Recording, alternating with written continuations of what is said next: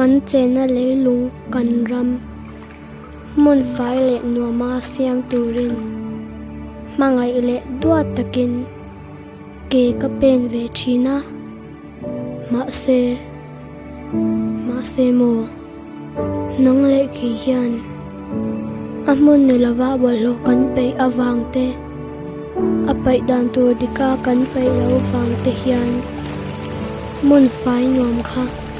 mun chop le ten om an chang zawa mun fai nuama siam le turin nang le ke ve ki mo phur tu kan ni asin ke ma me chuan ka puitlin thei lawang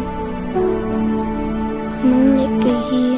kan tho dun angai ani